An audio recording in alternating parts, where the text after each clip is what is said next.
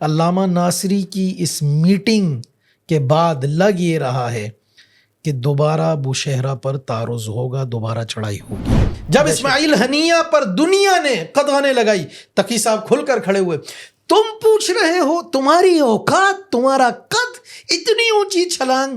ارے بابا اپنی حیثیت دیکھو، جتنے ہو اتنے رہو۔ اب سالہ گلی کا ٹچا اٹھ کے وہ ایک کیا ہم نے پڑھا تھا، فلوم الخفاش لا یضر الشمس۔ 40 واق کیا ہے؟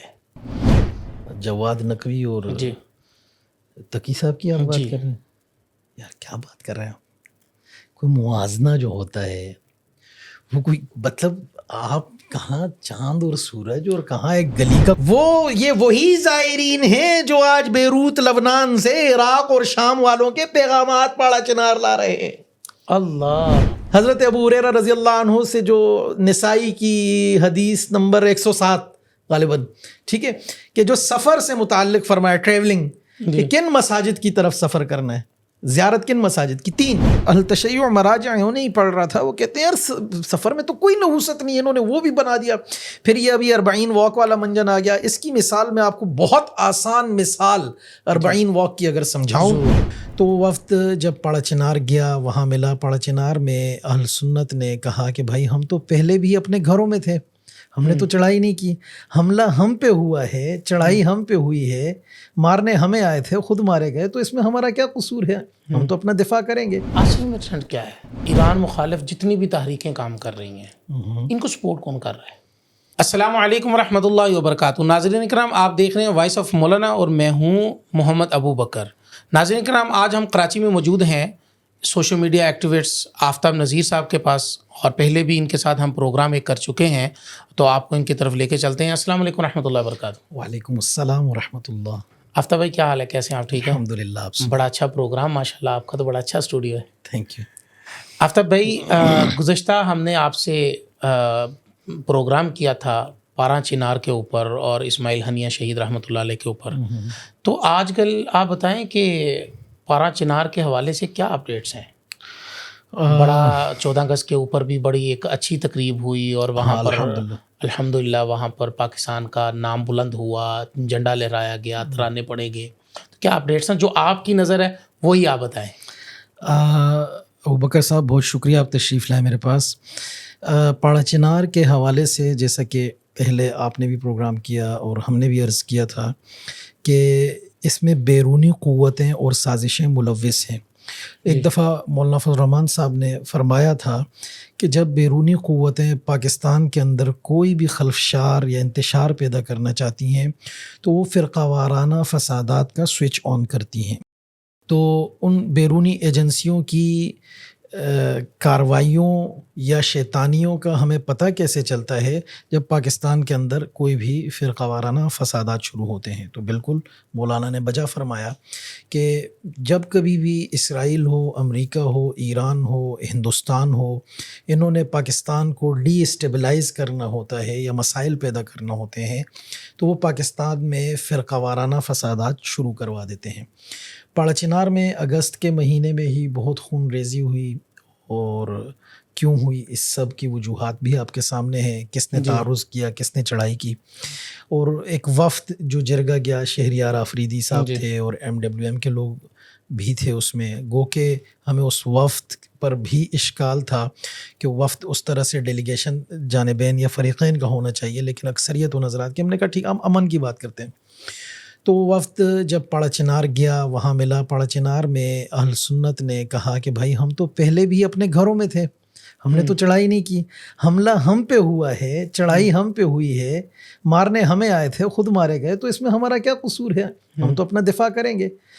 تو اس جرگے میں کچھ چیزیں طے ہوئی کہ جو بھی اس جرگے کی خلاف ورزی کرے گا، کمانڈنٹ آفیسر صاحب بھی تھے، بریگیڈیئر صاحب بھی تھے، ان بریگیڈیئر صاحب کے خلاف پھر ان لوگوں نے باقاعدہ ایک کیمپین بھی ایرانین اکاؤنٹس نے شروع کی۔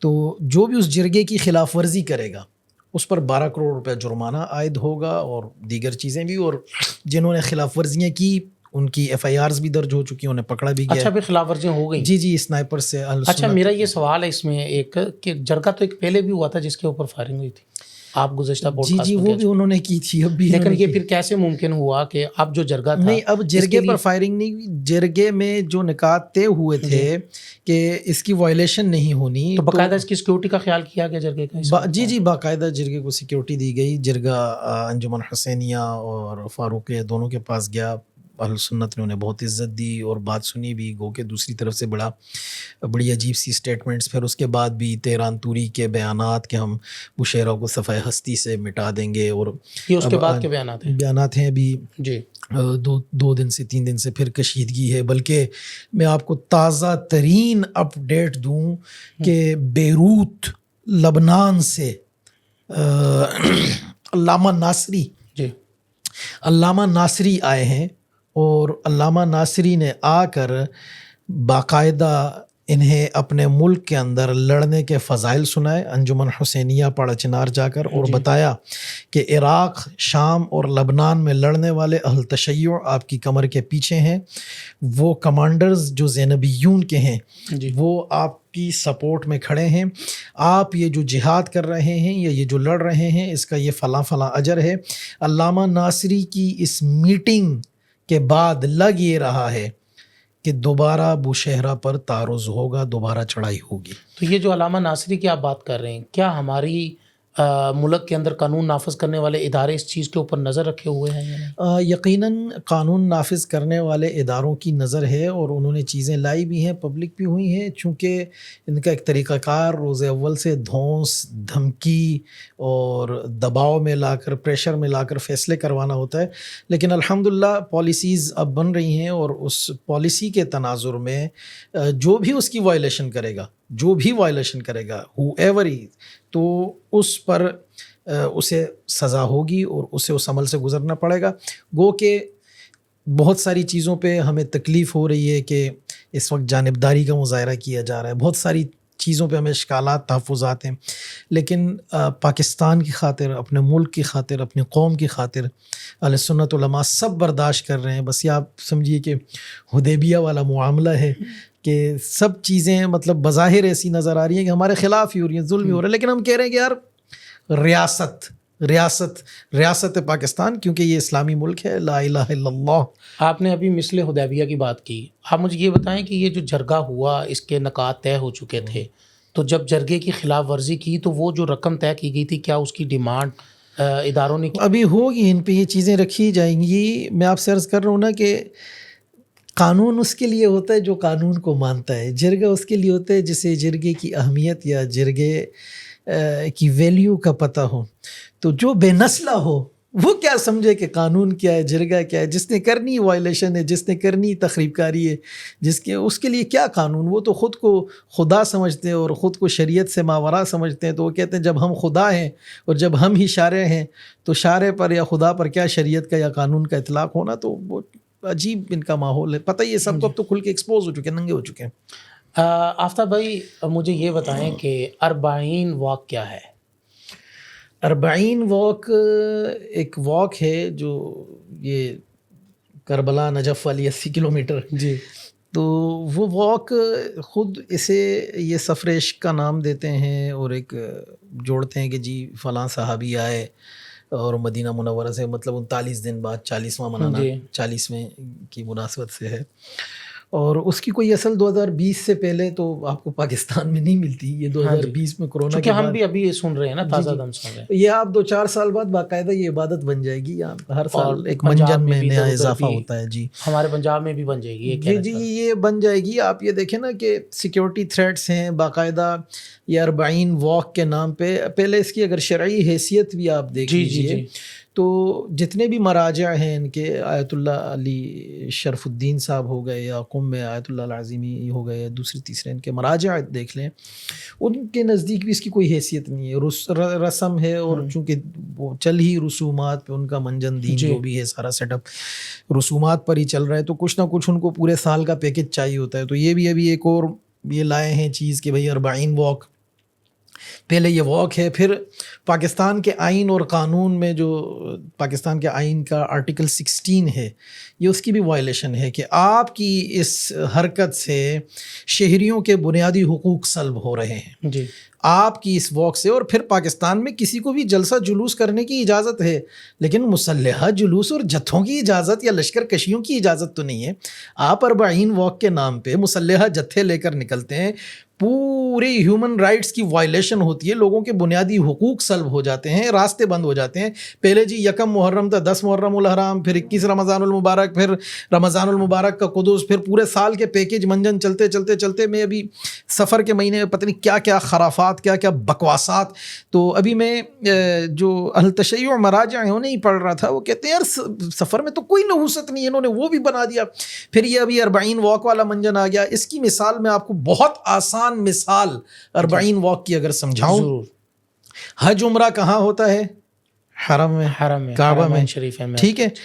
تو اگر کوئی شخص یہ کہے کہ میں لبرٹی میں یا میں کراچی مزار قائد نمائش چرنگی میں یا میں اسلام آباد سینٹورس کے پاس ایک شبیہ بنا رہا ہوں اور اس کا میں طواف کروں گا اور میں کہوں گا جی یہ ہماری عبادت ہے. یا مزید یار لوگوں کے لیے آسان, ہمارے ایک دوست نے کیا کہ آپ کے جناح پارک کو کوئی کہے کہ جی یہ باغ فدق ہے, میں یہاں بیٹھ گیا ہوں, میں تو فدق میں بیٹھا ہوں, اپنا حق لے رہا ہوں. مطلب آپ کی ازیوم کر دینے سے کہ بھائی ہم کوئی کچھ, آپ کی اول تو یہ عبادت نہیں ہے, رسم ہے, اور پھر یہ رسم بھی اس مقام کے ساتھ خاص ہے, پھر اس رسم کو بھی آپ اٹھا کر یہاں امپورٹ کر گئے. کوئی خدا کا خوف, مطلب جو جی میں آیا رات کو سوئے صبح اٹھے, MWM نے اور جو 12 تنظیمیں ان کی انہوں نے ڈیسائیڈ کرا وہ پاکستان میں بنا دیا. DPO لودھرا نے ان کے خلاف نکالا ہے نوٹس, پنجاب میں ان کے خلاف نوٹسز جاری ہوئے ہیں, سیکیورٹی تھریٹس ہیں کہ بھائی ان میں مسلح جتھے گھومتے ہیں, یہ لوگ جن علاقوں سے گھومتے ہیں وہاں سیکیورٹی کے خدشات ہیں. کراچی میں نکلے ہیں, پرچے ہوئے ہیں ان پر, ان کے اوپر FIRs ہوئی ہیں, لیکن وہ دھونس دھمکی باقاعدہ ہو کہ ہم نکالیں گے. بھائی ابھی گلگت بلتستان میں دیکھیں, پاکستان مرد آباد کے نعروں سے لے کر اور جو انہوں نے حرکتیں کی, تو وہ دباؤ میں پریشر میں لا کے بیسیکلی ان کا طریقہ کار یہ کہ جھوٹ اتنا بولو, اتنا فساد برپا کرو کہ اگلا خود بیک فٹ پہ چلا جائے اور وہ پریشر میں آ کے کہے ٹھیک ہے بابا جو کر رہے ہو کرو, ہمیں نہ مارو. تو یہ اس مائنڈ سیٹ سے کھیل رہے ہیں. بہرحال چیزیں 40 واک کی بھی سب کے سامنے آ چکی ہیں. آپ 40 واک کے نام پر جو ڈرامے بازیاں کر رہے ہیں اور پاکستان کی حکومت, عوام اور شہریوں کو یرغمال بنانے کی کوشش کر رہے ہیں. 2 سال بعد 3 سال بعد باقاعدہ میڈیا پہ یہ ایک ایونٹ ہوا کرے گا اور باقاعدہ یہ منایا جایا کرے گا اور پھر باقاعدہ اس کی سیلیبریشنز ہوں گی, اس پہ پروگرامات ہوں گے اور ذاکروں کو پیسے ملیں گے, اور بس ایک ہے ہر سال کچھ نہ کچھ اضافہ ہوتا رہتا. ہمارا تو دین وہی ہے. دیکھیں ہمیں حضرت ابو ہریرہ رضی اللہ عنہ سے جو نسائی کی حدیث نمبر 107 غالباً, ٹھیک ہے, کہ جو سفر سے متعلق فرمایا, ٹریولنگ, کہ کن مساجد کی طرف سفر کرنا ہے, زیارت کن مساجد کی, 3 مساجد کا فرمایا نا. حرم مکی ہے, مسجد نبوی ہے, حضور علیہ السلام نے فرمایا, اور ایک مسجد اقصی قدس, ٹھیک ہے. تو ان 3 مساجد کے لیے ان کی زیارت, وہاں کا جانا, اس سفر کو ثواب. تو یہ کیا کہ جی یہاں سے جس کا بھی جی میں جو آیا وہ بنا دیا کہ اتنے کلومیٹر جانا ثواب, اتنے کلومیٹر جانا, اللہ ہی ہدایت دے بس. اچھا آفتاب بھائی, زائرین جو ہے نا یہاں کراچی سے جاتے ہیں, یہاں کراچی سے جاتے ہیں, پنجاب سے بھی لوگ آتے ہیں, سفر کرتے ہیں, ان کے بہت سارے مسائل ہیں ان کو, تو آپ ان کے مسائل کے اوپر کبھی آپ نے بات نہیں کی؟ زائرین کے مسائل ہیں نا, زائرین کے مسائل چودھری سالک صاحب نے آپ کو بتایا, جو ہمارے منسٹر ہے, کہ 50,000 زائرین آپ کے جا کے وہاں شارٹ ہو گئے ہیں. اصل میں ہاں یہ ہوتا یہ تھا, ان کے جانے کے پہلے بڑے مسائل تھے. ان پر اب جب چیک اینڈ بیلنس رکھا گیا, بڑے خوشیاں منائی. وہ جو میراثی کیا شہنشاہ نقوی, بڑی خوشیاں منائی. آپ نے میراثی کا جملہ بولا, اس کا نام وہ اصل میں جو ہے وہی بولا. تو بڑی خوشیاں منائی اس نے کہ بھائی ہم جو ہے ہمارے لیے باقاعدہ منسٹری بن چکی ہے اور باقاعدہ فلاں ڈمکاں, اور یہ تاریخ میں پہلی بار. تو الحمدللہ بنی, ہم تو خوش ہوئے بنی کہ اب ذرا پتہ چلے گا نا بیٹا کون جا رہا ہے, کہاں جا رہا ہے, واپس آ رہا ہے نہیں آ رہا. تو جب وہ ڈیٹا اکٹھا ہونا شروع ہوا تو آپ کو پتہ ہے ان کی چیخیں تو پھر شروع. تو اب 50,000 زائرین تو آپ کے منسٹر صاحب نے آن دا فلور بتایا, پریس کانفرنس کر کے بتایا کہ بھائی شارٹ گئے, نکل گئے. اچھا, وہ یہ وہی زائرین ہیں جو آج بیروت لبنان سے عراق اور شام والوں کے پیغامات پاڑا چنار لا رہے ہیں. اللہ. یہ وہی ہے کہ جن کی خراسان ڈائری نے 10 دن پہلے تصاویر پبلش کی, جن کی خراسان ڈائری کے آپ کو بھی پتہ ہی ہے کہ 10 دن پہلے تصاویر پبلش کی کہ یہ زینبیون کے دہشت گرد مارے جانے والے, تو انہوں نے لشکر زینبیون کی یہ تصاویر دی ہیں اور یہ پاکستانی تھے. کیا کرنے گئے تھے بھائی وہاں؟ کرنے کیا گئے تھے؟ کام کیا تھا؟ تو وہ اب جتنے بھی ان کے لشکر یا زائرین یا جو بھی اس کو نام دے دیں, وہ ان کی مشکلات ابھی دراصل یہ ہیں کہ یار یہ ہم ایک ڈیٹا میں کیوں آ رہے ہیں, ہمارا ریکارڈ کیوں اکٹھا کیا جا رہا ہے, ڈیٹا بیس بن رہا ہے اور چیزیں آرگنائز ہو رہی ہیں. تو ان کے تو اب گھر والوں کا, فیملیز کا, انہیں ڈونیشن اور انہیں ٹیرر فائنانسنگ کے کیسز بھی ان پہ کھلنے والے, دہشت گردی کے کیسز. یہ ان کا وہ جو ہے نا امرت پرست کیا نام ہے, امین شہیدی, بڑا مشہور ہے ان میں. یہ میں آپ کو ایک بڑی ہاں یہ بڑا اچھا ان کا, ہمارے ایک رضی دادا فرمایا کرتے ہیں نا, لمحہ حاضر میں جو یہ کر رہے ہوتے ہیں وہی دوسروں پر الزام دھر رہے ہوتے ہیں. اچھا.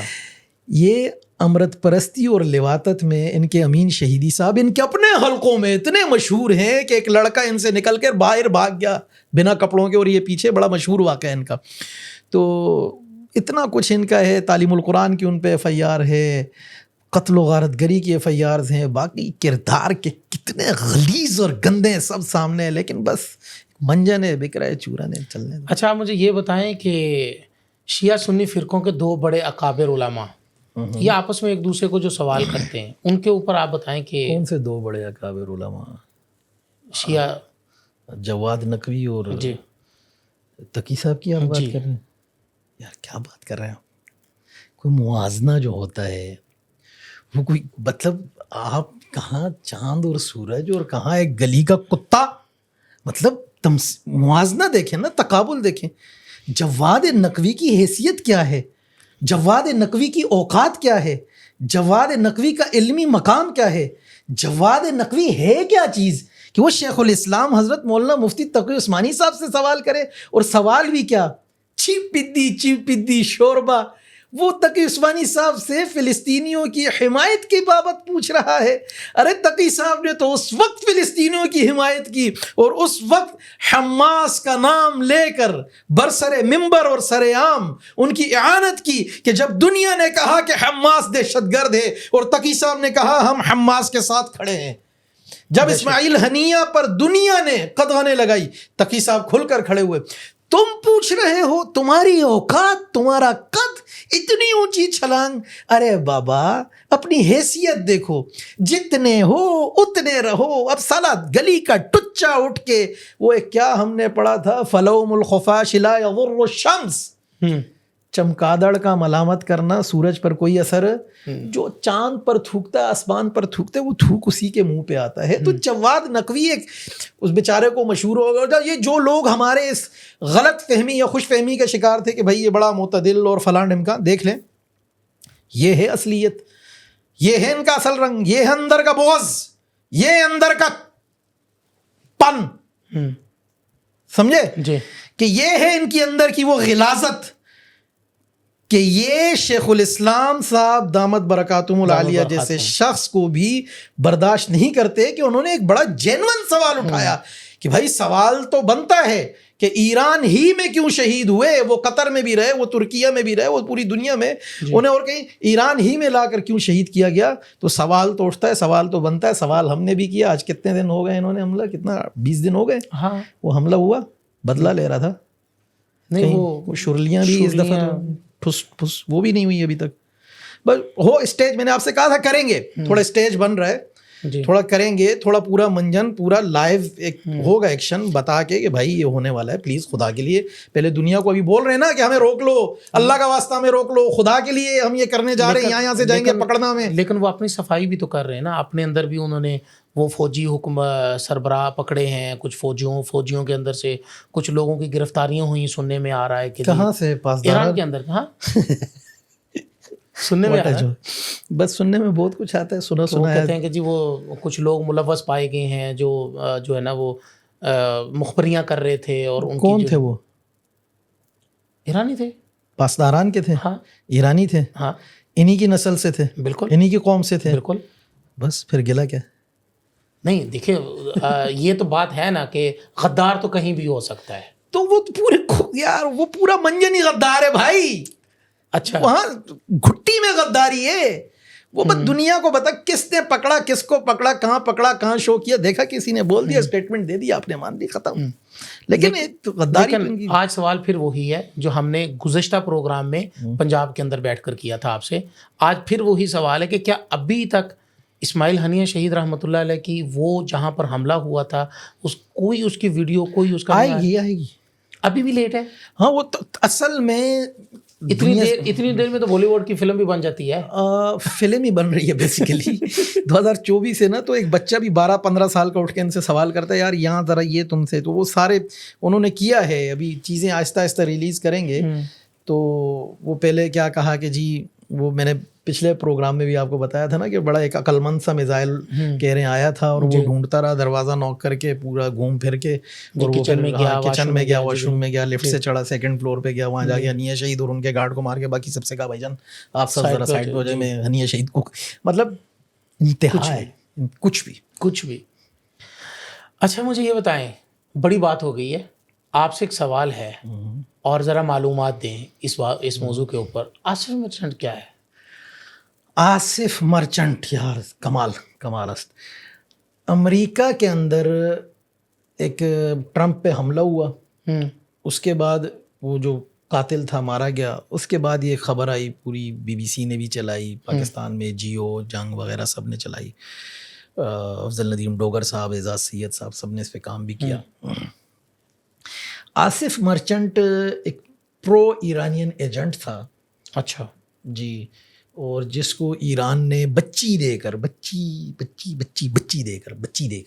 پٹایا. آصف مرچنٹ شادی شدہ تھا, کراچی میں تھا, سولجر بازار اپنا مدرسہ ہے نا, بنوری ٹاؤن, اس طرف جو آپ نشتر پارک کی طرف جب آتے ہیں, یہاں اس کی رہائش, یہاں بیوی بچے سب رہ رہا تھا. تو اچھا یہ کراچی میں آپ کو میں ملواؤں گا, ہماری ایک کمیونٹی ہے جسے ہم کھوجا کہتے ہیں, کھوجا. اچھا, تو کھوجے ہیں بیسیکلی. یہ ہمارے پنجاب میں کھوجا اس کو کہتے ہیں جس کے داڑھی اور مونچھوں وغیرہ نہ ہو, بال ہو ہی نہیں. اسماعیلی کمیونٹی کو, یا یہ کاروباری لوگ ہوتے ہیں, پرامن لوگ ہوتے ہیں.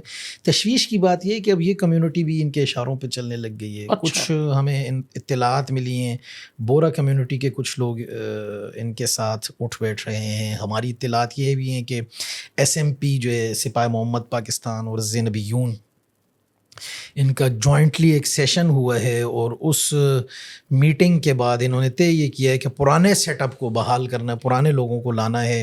اور اس میں انہوں نے پرانے بیوروکریٹس, پرانے سیاستدان, پرانے انویسٹرز انہیں اپروچ کرنا شروع کیا, اور پرانے لڑکے جو مقدمات میں تھے بری ہو گئے ہیں, نکلے ہیں, ان کو قم والوں نے, جو قم میں ان کا سیٹ اپ بیٹھا ہوا, انہوں نے کال کی ہے اور آرگنائز کر رہے ہیں.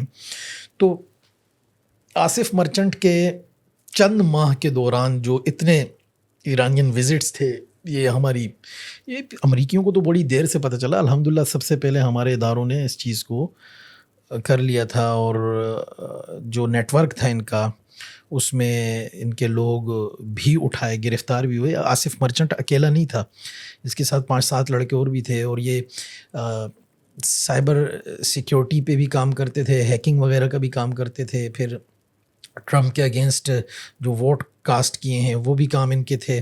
یہ سارے کام آصف مرچنٹ کے چل ہی رہے تھے. اس کے ساتھ ساتھ آصف مرچنٹ نے دہشت گردی کے لیے فائنانسنگ کی ہے, ٹیرر فائنانسنگ جسے کہتے ہیں, تو وہ بھی چل رہی تھی. اب وہاں سے چند قدم پر ایک مخصوص خیراتی ادارہ ہے جو ان کا ہے, اور جو بڑے چندے فنڈ اکٹھے کرتا ہے, بڑا خود کو معتدل بتا کر. تو آصف مرچنٹ کے اس سے کیا روابط ہیں یا وہ کیا چیز ہے, یہ بھی سامنے آئے گی. بہرحال ایک دہشت گرد گروہ نیکسس تھا جو ٹوٹا ہے, اور اس کا سارا کریڈٹ لوگ تو کہتے ہیں کہ CIA, FBI فلاں ڈمکا. امریکہ میں کہتا ہوں نہیں, ISI. میں کھلے عام کہوں گا ISI زندہ باد, ڈنکے کی چوٹ پہ کہوں گا. اس کی وجہ یہ کہ اس قسم کے دہشت گرد گروہ اور نیکسس کو پکڑنے کا جو کام ISI کے مجاہدین نے کیا ہے, اور جو انہوں نے پورا انہیں گھیر کر اور ان کو شکنجے میں لا کے اور محدود کر کے اور ان کی تخریب کاریوں سے ارض پاک کو بھی اور رہتی دنیا کو بھی بچایا ہے. یہ کام دنیا کی اور کوئی ایجنسی, دنیا کی اور ایجنسی آپ نے دیکھ دیا IRGC کا, پاسداران کا, کہ انہوں نے کیا ہنیہ شہید ہو گئے اور کہتے ہیں صبح اٹھ کے آنکھیں ملتے ہوئے, اچھا انہیں انٹرنیشنل نیوز سے ابے مارنے, ان کی کیا ایجنسیاں ہیں بس. بہرحال تو آصف مرچنٹ ایک بچہ تھا کراچی کا جسے استعمال کیا ایران نے, اور میں جو پاکستانی شیعہ بچے ہیں ان سے بھی میں یہ کہوں گا کہ آپ کو فقط استعمال کیا جاتا ہے, کہیں شام میں جہاد کے نام پہ, کہیں فلسطین کا آپ کو نام, فلسطین میں حقیقت کیا ہو رہی ہے یہ میں اس پہ بھی بات کروں گا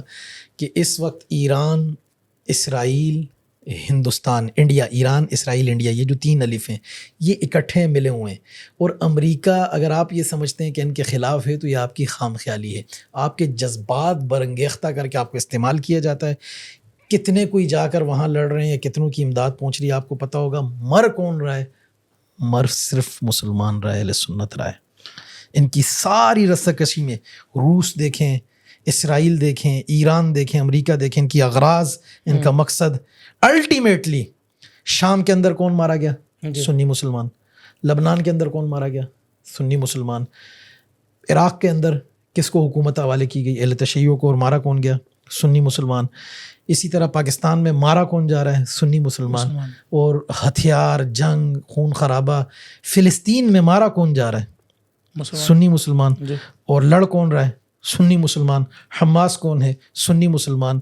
لیکن ان کی ایک دجل ہے, شیطنت ہے جو یہ کرتے ہیں, اور مکاری ہے جس سے یہ دنیا کو یہ باور کرواتے ہیں کہ بھائی ہم بڑے خیر خواہ ہیں, جب کہ حقیقت میں مروانے والے ہی یہ ہیں. تاریخ ہے, آپ کچھ بھی کوئی بھی گند اٹھا لیں, مروانے والے آپ کو پیچھے سے ہی ملیں گے. لیکن آفتاب بھائی مجھے یہ بتائیے کہ ایران مخالف جتنی بھی تحریکیں کام کر رہی ہیں ان کو سپورٹ کون کر رہا ہے؟ ایران مخالف تحریکیں ایران کے اندر سے اٹھی ہوئی ہیں بھائی. یہ کیسے ممکن ہے؟ کیسے ممکن ہے؟ آپ جب کہیں جبر کرتے ہیں, کہیں ظلم کرتے ہیں تو ظاہر لوگ. اچھا مزے کی بات آپ کو بتاؤں, ایران کے اندر جو ایران مخالف تنظیمیں یا تحریکیں ہیں وہ اہل تشیع ہیں. اچھا جی. مجاہدین خلق کون ہے؟ پیجاک کون ہے؟ حزب ڈیموکریٹک کردستان کون ہے؟ حزب ڈیموکریٹک ایران کون ہے؟ اسی طریقے سے حرکت النضال کون ہے؟ آپ جتنے ہو گئے, جتنی بھی تحریکیں ہیں ان میں دیکھ لیں, اس میں اہل سنت تو میرا خیال ہے 1-2 تنظیمیں, وہ جس کا نام آتا ہے جیش العدل وغیرہ, وہ بھی چونکہ ان کو کافی مارا گیا وہاں سیستان, کرمان سے نیچے سیستان, بلوچستان میں, سراوان میں, تو یہاں کے وہ لڑکے اٹھے. باقی تو آپ کی 90% جو بڑی تنظیمیں جو ایران کے اندر ایران مخالف تنظیمیں تحریکیں اٹھی ہوئی ہیں, رضا شاہ بیلوی والی جو اس کے بچے کی, تو یہ کون ہے؟ وہ تو ایرانین ہیں, التشیع ہیں, ایران کے خلاف ہیں. اور ایران کے خلاف کیوں ہیں؟ کیونکہ ایران ان کے حقوق سلب کر رہا ہے. وہ اصلاح پسند ہیں, وہ روشن خیال ہیں, وہ جدت پسند ہیں, وہ اپنی زندگی اپنی مرضی سے گزارنا چاہتے ہیں. تو وہ تحریکیں تو ایران کے اندر سے ایران مخالف اٹھی ہوئی ہیں, اسے کوئی کیوں سپورٹ کرے؟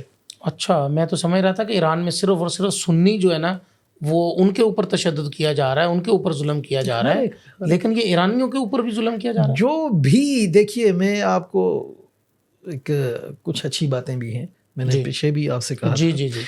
میں نے حیث القوم ایرانی بہت اچھے لوگ ہیں. ایرانیوں سے آپ معاملات کریں, ایرانیوں کے ساتھ میں یورپ میں رہا, خلیج میں رہا, ترکیہ میں رہا, اور سعودیہ میں, دبئی میں نے بڑا ان کے ساتھ وقت گزارا. اچھے لوگ ہیں, معاملات میں اچھے ہیں, نفیس لوگ ہیں, ایک تاریخ ہے, ایک تہذیب ہے, ایک تمیز ہے ان میں, حساس لوگ ہیں, پیار محبت کرنے والے لوگ ہیں. جو عام ایرانی ہے, عام ایرانی بھی اس ملا رجیم اور اس سب تنگ ہے, سخت تنگ ہے. تو ایران کو ایران ہی رہنے دیا جاتا نا تو ایران بہت عظیم ملک ہوتا, ہمیں بھی ایک اچھے ملک کا پڑوس نصیب ہوتا. بدقسمتی سے بس اللہ تعالیٰ ہماری اس کے شر سے حفاظت فرمائے. آمین. ایران اس وقت جو کچھ کر رہا ہے اور جہاں جا رہا ہے, ایران کا امیجیٹلی سب سے پہلے جو نقصان ان حرکتوں سے جس ملک کو پہنچے گا وہ پاکستان کو پہنچے گا. 900 کلومیٹر لمبی بارڈر ہے ہماری, تو ظاہر ہے خرافات اور تخریب کاریاں تو کرتے ہی ہیں. جی بہت شکریہ آفتاب بھائی، بڑی لمبی باتیں ہوئیں آپ سے اور آپ نے بڑا اپنا قیمتی وقت دیا. ہم نے بھی سوچا تھا کہ آپ کو زحمت نہ دیں پنجاب بلانے کی، آپ کے پاس آئیں. آپ بڑے مہمان نواز ہیں اور بڑے دل کے مالک ہیں، اور آپ نے بڑی ہماری عزت افزائی کی اور مہمان نوازی کی. بہت شکریہ اس پر.